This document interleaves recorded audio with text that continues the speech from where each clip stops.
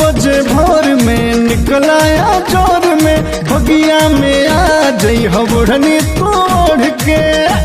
अच्छा ठीक बा आ जाए।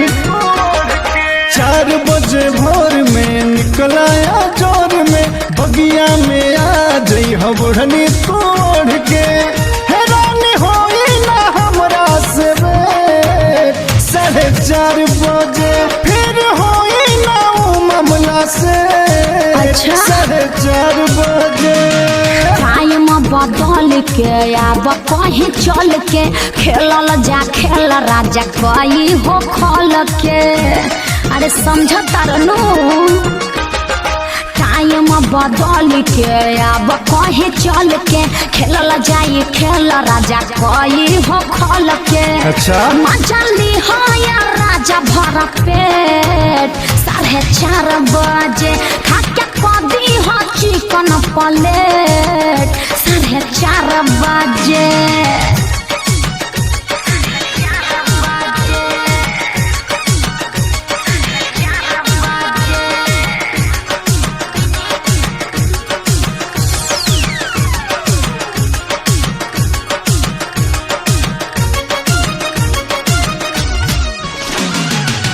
उठल हरिया दिल के भीतरिया कबल करी इंतजार हो। भइल दीवानी प्यार में तोहरे धड़के छतिया हमार हो।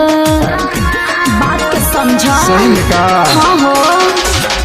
उठल हरिया दिल के भीतरिया कबल करी इंतजार हो।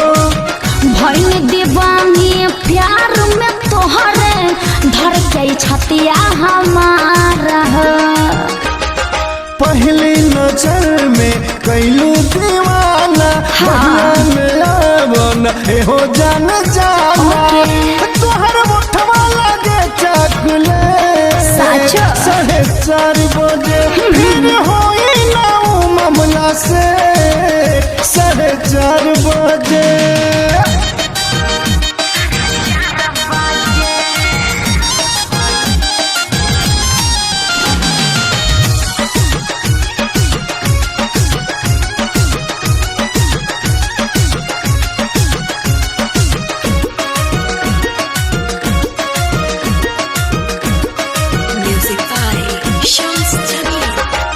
नया पाऊ मिरिया नया बदिल हो तोहरा के देखते हो खेला गुड फील हो। चाहे का तोहरा के बतिया बताब चकरी के जैसे तू मुडना घुमाब। नया पाऊ मिरिया नया बदिल हो तोहरा के देखते हो खेला गुड फील हो। चाहे का तोहरा बतिया बताब चकरी के जैसे तू मुडना घुमाब।